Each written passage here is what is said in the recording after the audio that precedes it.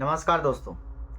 हाल ही में एक खबर निकल कर आ रही है कि छत्तीसगढ़ में साय सरकार धर्मांतरण कानून को संशोधित करने वाला है। साथ ही डिलिस्टिंग का भी जो मामला था उसको आगे बढ़ाने जा रहे हैं। छत्तीसगढ़ में धर्मांतरण का मुद्दा एक बार फिर गरमाने की तैयारी है।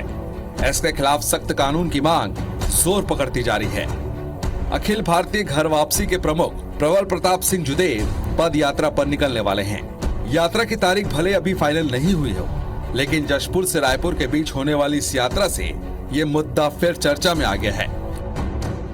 धर्मांतरण का कानून है वो जल्द से जल्द राज्य में लागू हो, क्योंकि जिस प्रकार धर्मांतरण हो रहा है और डेमोग्राफी बदल रही है, एक खतरे का संकेत है। और हमारी मांग है कि डीलिस्टिंग हो। जो वनवासी वाकई में हकदार हैं उनको उनके हक के माध्यम से चीज़ें मिलनी चाहिए। और जो छद्म हिंदू हैं, जो क्रिप्टो क्रिश्चियनिटीज़ हैं, उनको एक्सपोज करना बहुत ज़रूरी है। इन मुद्दों को लेकर के हम बड़े लेवल पर एक पदयात्रा निकालेंगे। लाइव हिंदुस्तान का खबर है कि छत्तीसगढ़ में बढ़ते धर्मांतरण को देखते हुए मुख्यमंत्री विष्णुदेव साय के नेतृत्व में छत्तीसगढ़ सरकार नया कानून लाने जा रही है। IBC 24 न्यूज ने बताया कि डिप्टी सीएम अरुण सौ ने कहा कि सरकार धर्मांतरण के खिलाफ ठोस कदम उठाने के लिए प्रतिबद्ध है और वर्तमान कानून को और मजबूत करने के लिए विचार कर रही है। इसके अलावा प्रबल प्रताप सिंह जुदेव ने धर्मांतरण के खिलाफ पद यात्रा निकालने की घोषणा की है, जिससे इस मुद्दे पर जागरूकता और बढ़ेगी।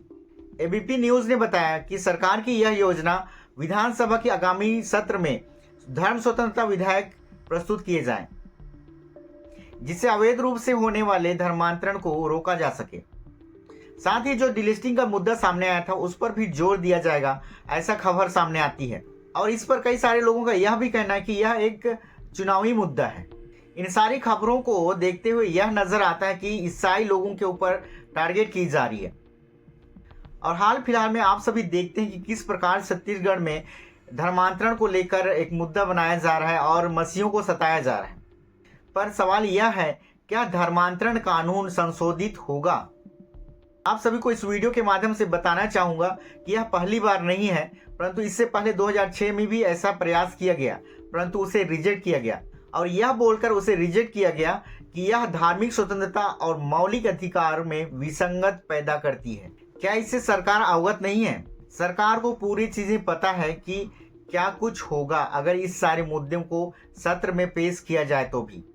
धर्मांतरण कानून ऑलरेडी लागू है, जिसमें यह कहा जाता है कि जो भी जबरन और प्रलोभन देकर कोई धर्मांतरण करता है उससे सजा मिलती है। मेरा सवाल है आप सभी से, इतने सारे धर्मांतरण के मुद्दे आए, क्या वे साबित हुए कि जबरन उनसे धर्मांतरण करवाया गया या प्रलोभन देकर या पैसा देकर? हमारे पूर्व एजुकेशन मिनिस्टर बृजमोहन अग्रवाल जी भी इन्हीं बातों को कहते हैं कि किस प्रकार से धर्मांतरण हो रहा है, पैसा देकर, प्रलोभन देकर। ऐसे हमारे यहाँ धर्म स्वतंत्र विधेयक है, कानून है, परंतु वो नख विहीन है, वो दंत विहीन है। वो धर्मांतरण, इलीगल धर्मांतरण करने वाले लोगों में किसी प्रकार का भय पैदा नहीं करता है।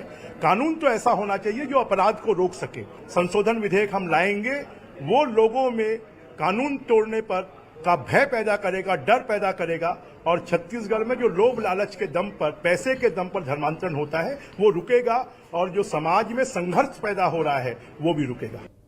पर अब तक यह साबित नहीं हो पाया है।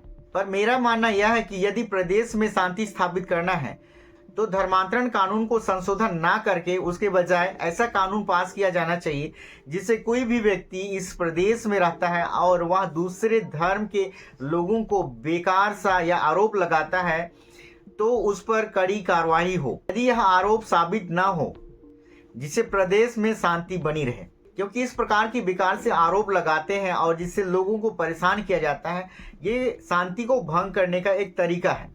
डिलिस्टिंग की बात की जाती है, बार बार यह मुद्दा सामने आता है और खासकर हम देखते हैं कि यह चुनाव से पहले आता है। डिलिस्टिंग का एक डिटेल वीडियो मैं बना दिया था, आप लोग आई बटन में जाकर देख सकते हैं, जिसमें मैंने बताया था किस प्रकार से डिलिस्टिंग का मुद्दा एक चुनावी मुद्दा है। सार बात यह है कि आदिवासी की डिलिस्टिंग की जाए तो किसकी करें, क्योंकि आदिवासी तो ना तो हिंदू था, ना क्रिश्चियन था, ना मुस्लिम था। और यह भी देखने को मिलता है कि डिलिस्टिंग का मुद्दा लेकर लोगों को बहकाया जाता है, फुसलाया जाता है, जबकि ऐसा कुछ हो ही नहीं सकता। आपको क्या लगता है, क्या धर्मांतरण कानून को संशोधन करना चाहिए या डिलिस्टिंग का मैटर लेकर सामने आ रही है जो मुद्दे हैं, वह क्या सच में डिलिस्टिंग होना चाहिए? कमेंट करके जरूर बताइएगा। धन्यवाद।